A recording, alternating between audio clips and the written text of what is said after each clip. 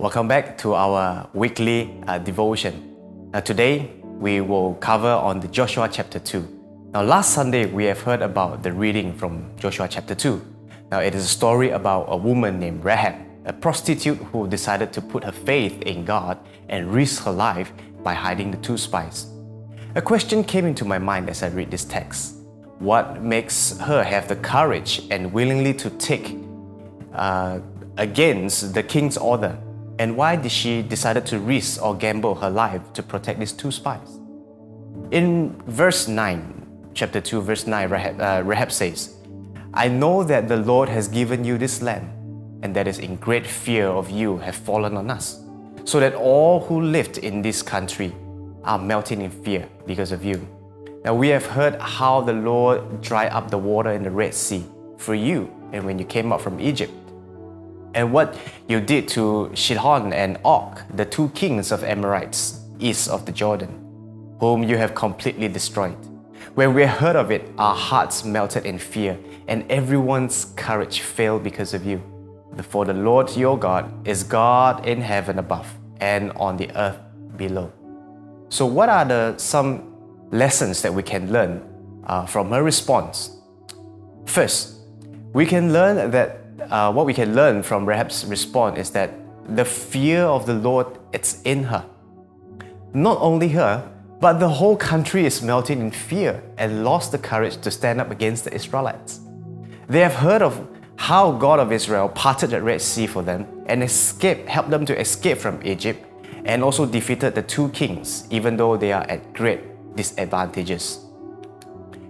Now, although everyone was fearful, however, it only appeared that Rahab responded in the Lord in fear and also in faith, which will lead us to the second lessons. Now, the second lessons, what we can learn from Rahab's response is her faith towards God.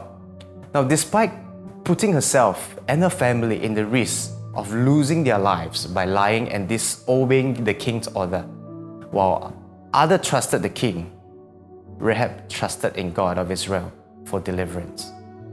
And with this faith, in Hebrews 11:31 says, "By faith the prostitute Rahab, because she welcomed the spies, she was not killed with those who are disobedient.